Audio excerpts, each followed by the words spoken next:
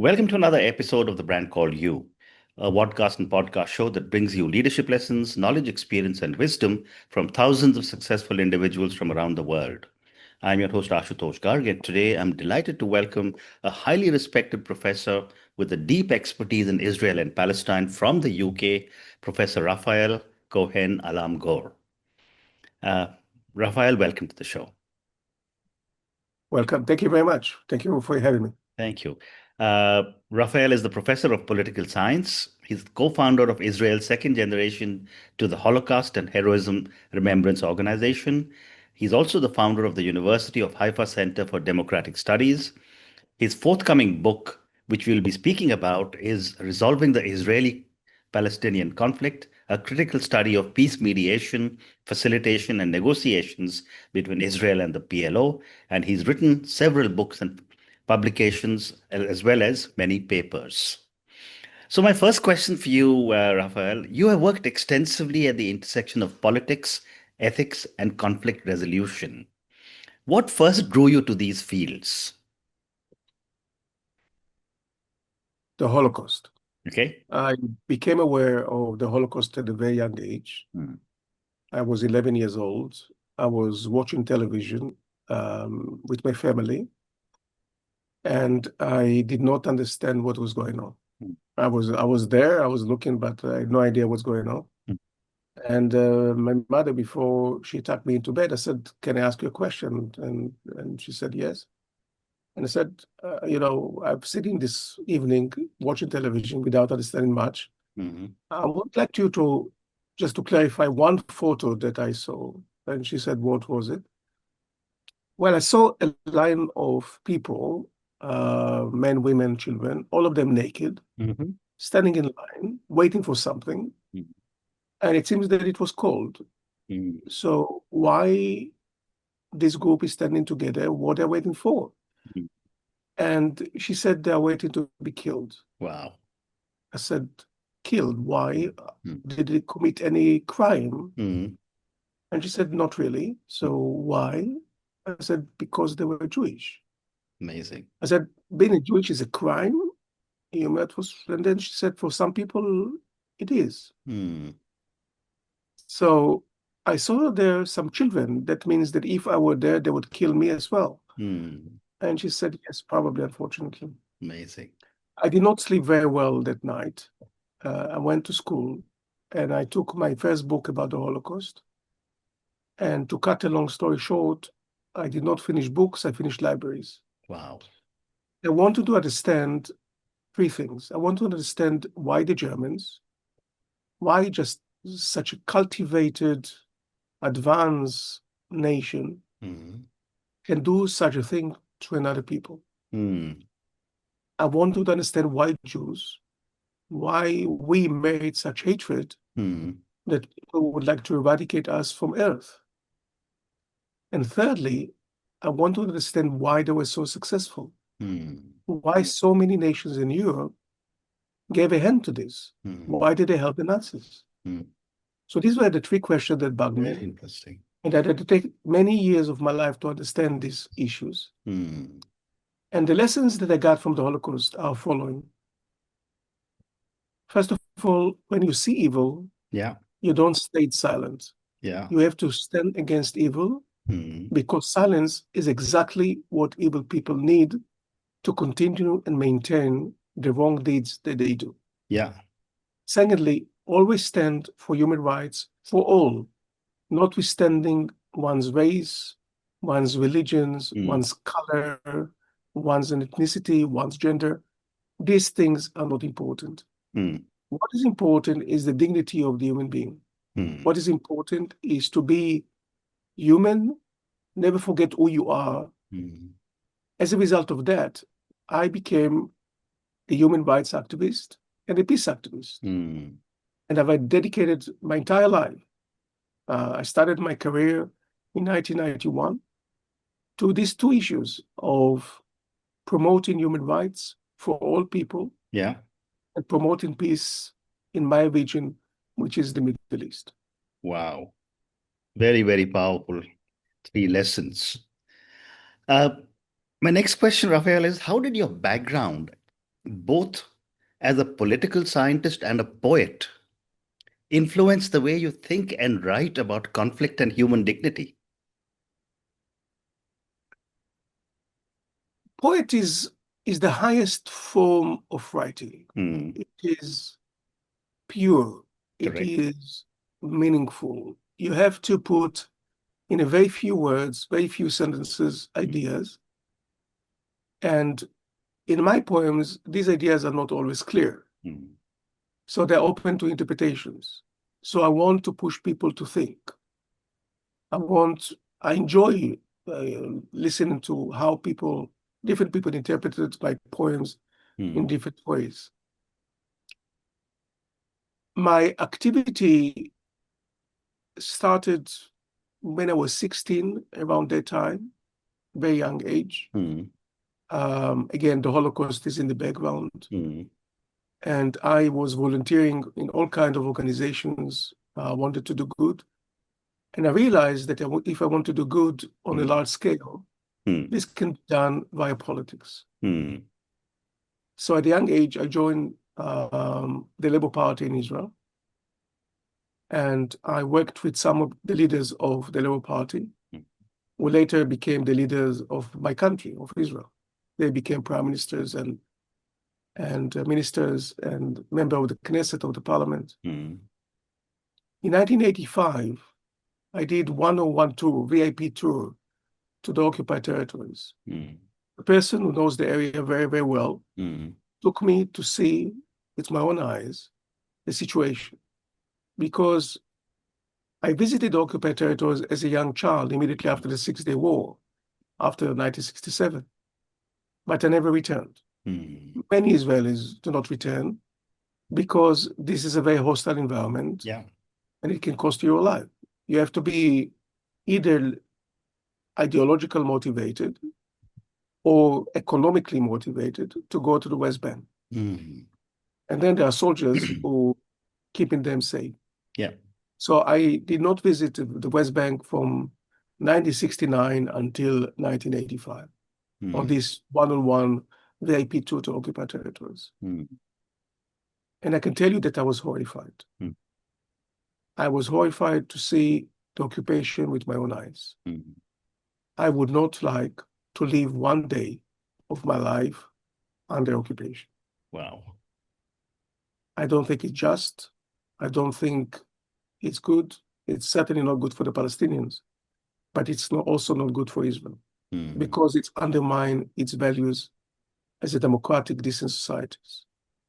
You can't be Dr. Jekyll and Mr. Hyde. Correct. You cannot maintain the occupation and then maintain a separated for the occupation, a decent democracy. You cannot do this because the people who live there and the soldiers who keep them safe, they are citizens of Israel. Correct. Part of the society. Correct. So since that visit, I decided to fight against the occupation. And like old Cato, I'm saying almost on a weekly basis that the occupation has to stop. And I joined all kinds of activities and motivations. First of all, to speak to the Palestinians, because you need to speak to the enemy. You need to understand them. They need to understand you. I believe in bridges, not in walls. And the occupied territories are full of walls, fences, and so on, like South Africa during the apartheid. Correct. This is very bad for both nations. And I would like to break these walls. In order to break these walls, you have to speak. And you have to negotiate. And you have to meet your enemy. And you have to understand why they are their enemy and what can be done to make them your friends, not your enemies. Very well said. So I became involved in all kinds of meetings, track 2 meetings with Palestinians.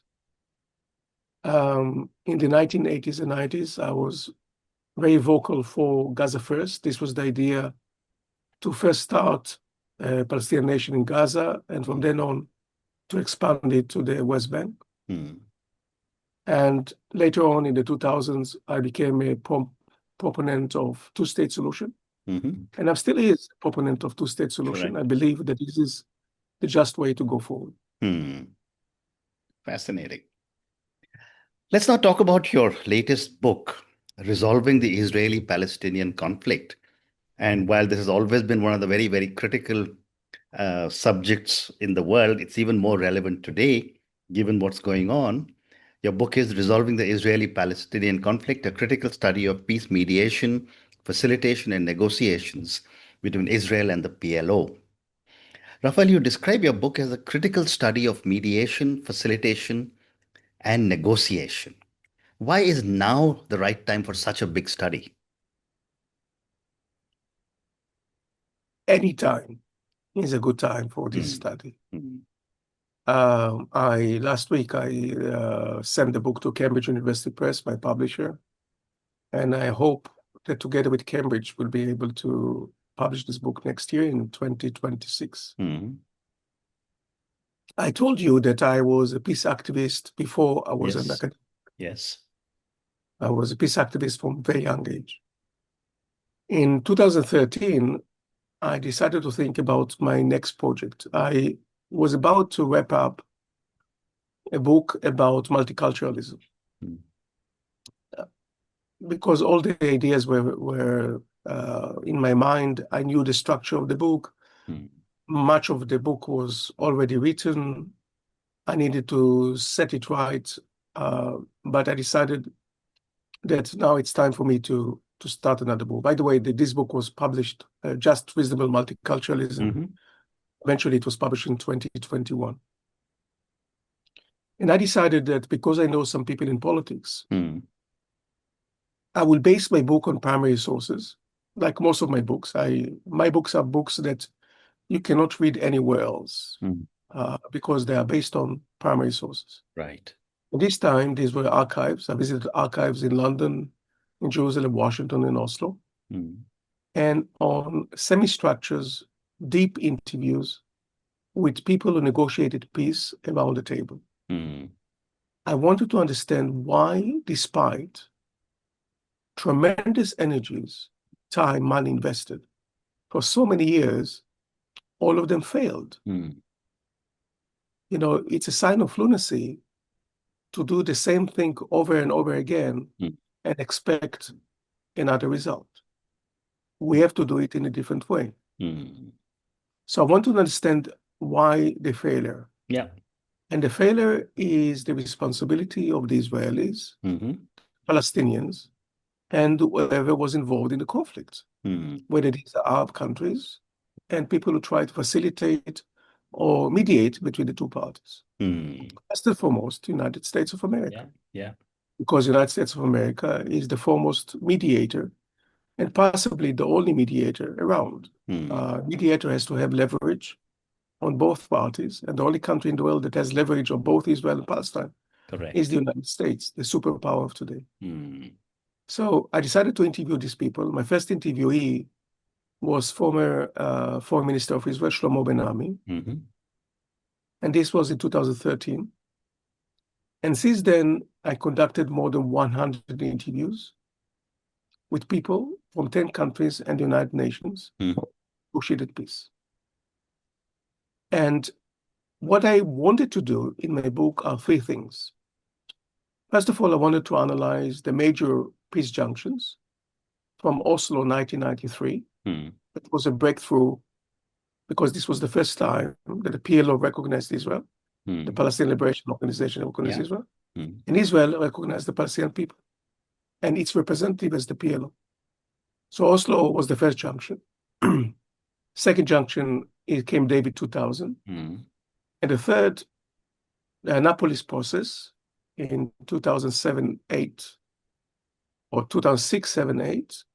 These are negotiations between Prime Minister Ehud Olmert and President Mahmoud Abbas. All these peace junctions were extremely important, and all of them failed at the end because we're still craving for peace. So a major book is historical analysis of attempts of good people to strike a deal without success. Second thing I wanted to do is to identify the keys for successful negotiation, mediation, facilitation. So if there will be opportunity, another opportunity between the two people, this time they're going to do it right and are going to miss it. So this is practical part of the book. Very interesting. The third thing they wanted to do is to analyze some of the proposals for peace that were put on the table, then to describe at length my proposal for peace. What I see as the best proposals, the most doable and the most realistic and the most just solution to the conflict. Fascinating. This is the last chapter of the book. So this is in a nutshell my book. Of course, it's very relevant today, but I am saying again, it has been relevant since 1967. Absolutely. When Israel occupied the territories, the West Bank and Gaza. Amazing. And I'm going to come to your proposals of, for peace. But for my viewers and listeners, Raphael, can you tell us what are the main obstacles to trust building between Israelis and Palestinians? Well, a lot of blood was shed between the two parties. Yes. There's a lot of animosity, there's a lot of hatred, there's a lot of resentment. You've seen the pictures from October 7, 2023. Yeah. When about 3,000 people came out from Gaza and simply massacred, butchered. Correct. People, wherever they saw around them in Israel, they killed. Killed 1,200 people in one day. Including elderly and children. Correct. Defenseless people in a very brutal way. They came to murder, to rape, to loot, to destroy everything around them. Yeah. So to do such a thing and not having even a remorse about doing this, you have to be a very, very hateful person. So this is one reason why it's so difficult, because there's a lot of animosity, there's a lot of hatred that bring people to do horrible, horrible things. Correct. To one another. And then Israeli response that was not relaxed or humane, very difficult response. And we know that more 60,000 Palestinians were killed in this ghastly war. The second obstacle is that we are talking about asymmetric conflict. We have a powerful country on the one hand, this is Israel, considered to be a regional power. Although it's a very small country. Correct. It's possibly the size of one of your provinces in India. Yep. With about 10 million people. But very advanced technologically. Yeah. Very advanced militarily. Very creative, very original. Very successful in many, many parameters. I have been in more than 40 countries in the world, and I can tell you, Israel has done a good job. Israel can compete against the United States, England, Germany, any country, in terms of the way that they build the country, how the country looks like. It's a beautiful country and very advanced. On the other hand, we have Palestinians who are people without a land. They are sitting on the land, but they don't enjoy any sovereignty. They are very small in size, much smaller than Israel, only the West Bank and Gaza. They're also small in population. They're about 4.5 million people. They are not advanced technologically, economically. They don't have military. They don't have air force, as Israel does. They don't have tanks, as Israel does. They don't have navy, as Israel does. They don't have many things that Israel does. Yeah.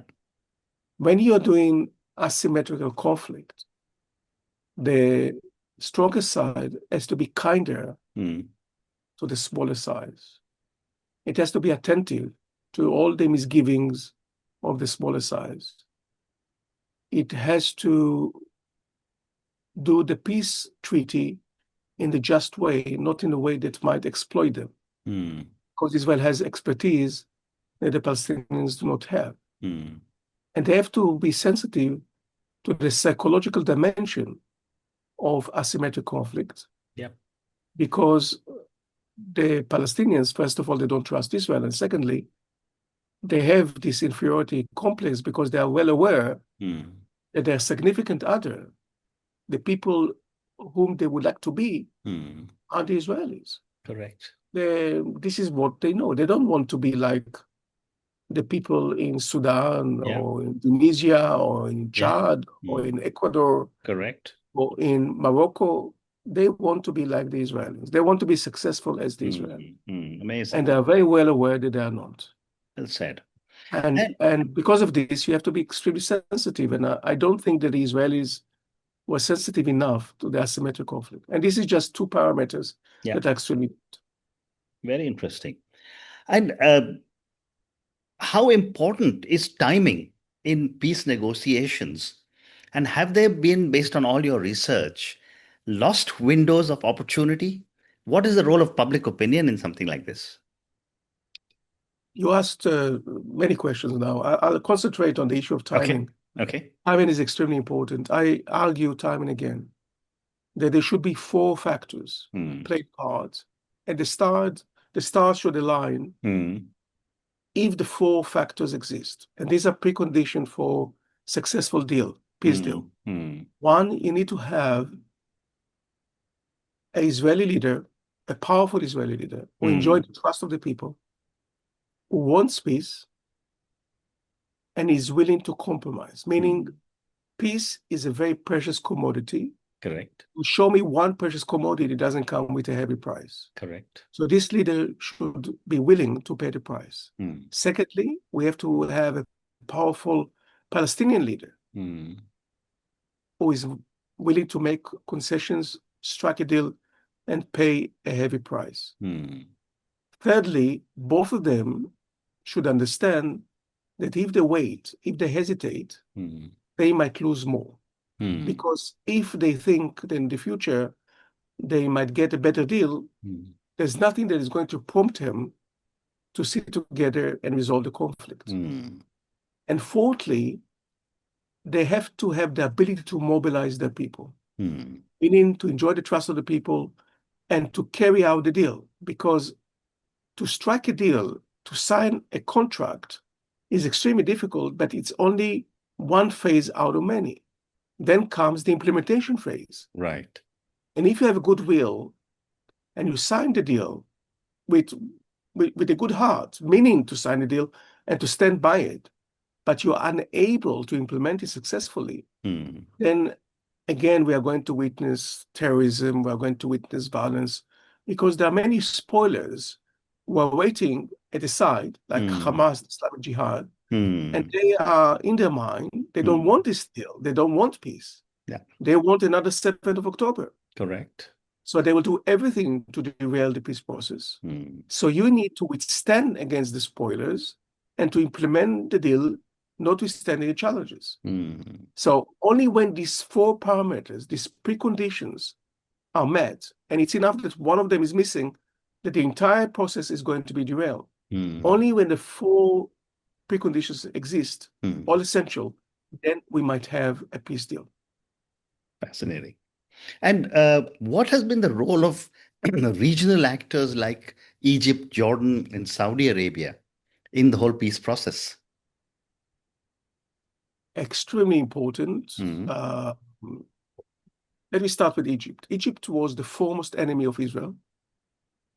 From the day that it was established in 1948. Until Egypt decided to strike a peace deal with Israel in 1977. And it took two courageous leaders, Anwar Sadat in Egypt, and Menachem Begin in Israel, and all the four conditions were aligned. And we had a president in the White House, Jimmy Carter, who was willing to dedicate his entire time, goodwill and resources, months' resources, to make this happen. And so in 1979, after 2 years of negotiations, Israel and Egypt struck a peace deal, and Egypt is extremely important. If you look at the geography, you'll see that Gaza has two neighbors, Israel and Egypt. Correct. And therefore, Egypt is extremely important as a very large Muslim and Arab nation, as a neighbor to both Israel and the Palestinians. Correct. And as a regional power that has an interest in stabilizing the region, because they are having in mind the radical states like Iran and organizations like ISIS and Al-Qaeda that are still active, not to the extent that they used to be, but still they are there. They're very cognizant of that. And this is something that is shared by Israel and Egypt. Both nations want to fight terrorism. So Egypt is extremely important, was and is extremely important, a very powerful nation, a neighbor, and it can do a lot to advance the process towards peace. Second is Jordan. Jordan fought Israel a number of times. The last time was in 1967. In 1973, Sadat called them to join, but they decided not to join. Not only they decided not to join, but the king at that time, King Hussein, alerted the Israelis about the attack. And Jordan under Hussein and Israel under many, many leaders, many prime ministers, maintained decent relationship. I'm not saying peace, but they had decent relationship. Yes. To some extent, they trusted each other, and there was cooperation, security cooperation between the two nations for many, many years.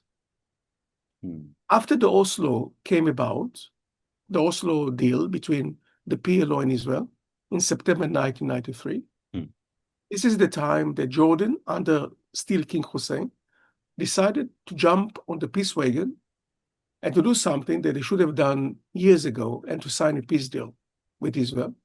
So in 1994, this peace deal came about. And since then, there is a state of peace between Jordan and Israel. Correct. These are not great peace situations. It's not like between France and Germany. Forget about that. It's long apart from that. But still, it is peace. And peace for me is better than war. Better than violence. And there is a close security collaboration between Israel and Jordan. Jordan, of course, has a vested interest in the West Bank, because once upon a time, the West Bank was part of Jordan. It's called West Bank because there's also East Bank, east of the Jordan River. This is Jordan. And once upon a time, West Bank and East Bank were part of Jordan. Secondly, about 50% of the Jordanian population are Palestinian. So they have vested interest in the conflict. Right. The new player is Saudi Arabia, that for many years was far away and didn't want to be involved most of the time. If they were involved, they were not involved in a very constructive way. And then they had a major rival in the region, which is Iran. And Iran, this is the gulf between the Shiite and the Sunni. Shiite are the Iranians and their cronies, and the more moderate countries in the region are Sunni, although you can be a terrorist Sunni easily. Absolutely. They are more moderate, and they stand against this axis of power of Iran. And because of these interests, and mind you, politics is all about interest. It's not about sentiments. It's not about emotion. It's all about interest. Because of the interest they have, regional interest, to withstand against Iran and their proxies, they decided to become more and more involved. And the first time that they were involved was back in 2002, when they came with the Arab Initiative. That was declined by Israel and most parties, and didn't deserve the attention that it should deserve. These were the first signs that we saw that the Saudis are taking a leadership role in the conflict and are willing to invest. And this has been growing. They are more and more taking part in negotiations, in summits, in meetings, and so on. And they see themselves as a party that can, I'm not saying mediate, but facilitate peace between Israel and the Palestinians. And I think that they can do a good job in facilitation. More so as we see the closing ties that exist between the Saudis and the United States. Yeah. Because Saudis is very powerful economically. Yeah. It's a very rich country. Correct. They can have a lot to invest in peace. And if you have ideas like what Trump has in mind to make Gaza into the Riviera of the Middle East, well, Saudis know how to make the desert into Riviera. Yes. Go to Saudi and see for yourself. So they are more invested. At the same time, they made it very, very clear. The key for them to join agreements like the Abraham's Accord or to strike a deal with Israel is to resolve the Israeli-Palestinian conflict. And they are very adamant about this. And they say, we want to see two-state solution. We want to see an independent Palestinian state as a precondition for peace with Israel. Now, given the very hostile and zealot Israeli government that is installed now in Israel, I don't see this coming anytime soon. However, the hope is that there are elections around the corner. To 2026 should be elections in Israel. I hope that it will take place. And I certainly hope that another government will be installed in Jerusalem, one that is willing to go forward with the peace process and recognize the legitimate rights of the Palestinians. Well said. Well said. We've been speaking for almost 32 minutes, Raphael. I've got time for one more question for you. You mentioned that there were some of your own thoughts on what could be a peace proposal or what could a peace proposal look like. I'd love to get your inputs on what your thoughts are for a peace proposal.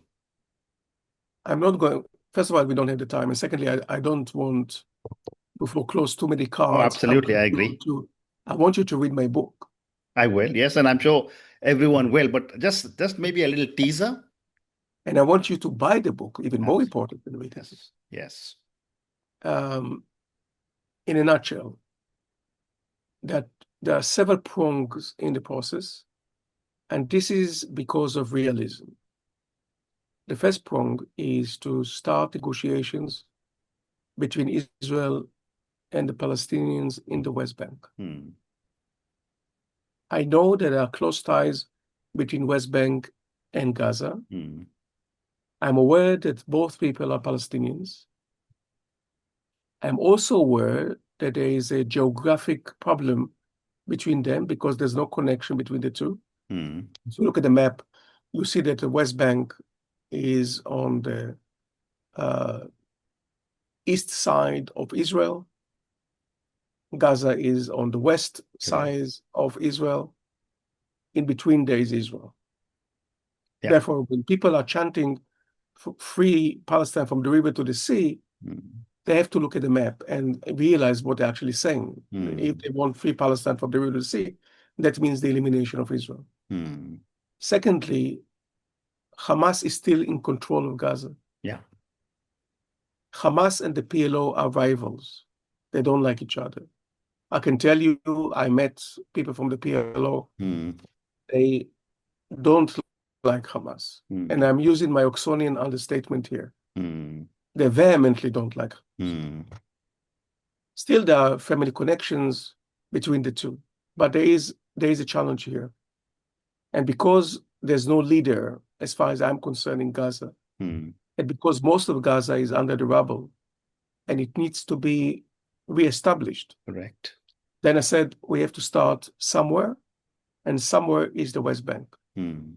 Hopefully, this peace negotiation between Israel and the West Bank, PLO, in the West Bank, are going to yield a deal, a peace pact between the two sides. Then a free Palestinian state will be established in the West Bank. After 4 or 5 years, we should see what's going on with Gaza.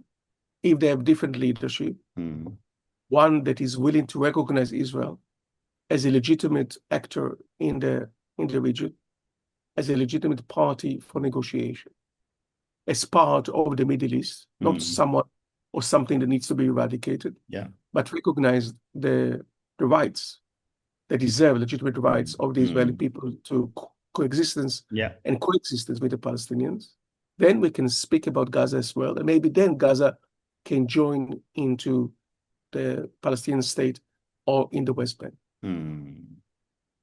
And then after 5 years of existence, if the Palestinians are able to do state building and government building in the West Bank successfully with the help of other nations, Arab and Western nations, and maybe other nations, then maybe there will be something that can lure Jordan into the mix. And Jordan can give the very small Palestinian state the backbone that it needs, because Jordan has been a sign of stability in the region. And if Jordan can see that there is something to win from this confederation between them and the West Bank, maybe they would be willing to assume responsibility on the peace and be part of the peace as part of this confederation. Amazing. But on that note, Raphael, I just want to say what an amazing conversation this has been. And I want to go back to what you said right in the beginning, the 3 lessons, for peace, and then for us to be able to remember, which is that don't stay silent when you see evil. Second, you said was stand for human rights for all. And third, you said was stand for peace. Thank you so much for speaking to me about the Israel-Palestine conflict. I've had the privilege of meeting in 1995 both Prime Minister Yitzhak Rabin and Yasser Arafat at Davos. Not once, but in 2 years in a row when I used to go there. What you have spoken about is so important to humanity, to the Middle East. And as an Indian, I know the close bonds that have always existed between Israel and India. And I'm sure someday we will see, sooner than later, peace in the region, because it's such a beautiful country that I have visited not once, but twice. And I hope to go back again sometime soon. Thank you again for speaking to me, Professor, and all the very best to you. Thank you very much for having me. Thank you. Thank you. Thank you for listening to the Brand Called You videocast and podcast, a platform that brings you knowledge, experience, and wisdom of hundreds of successful individuals from around the world. Do visit our website www.tbcy.in to watch and listen to the stories of many more individuals. You can also follow us on YouTube, Facebook, Instagram, and Twitter. Just search for the Brand Called You.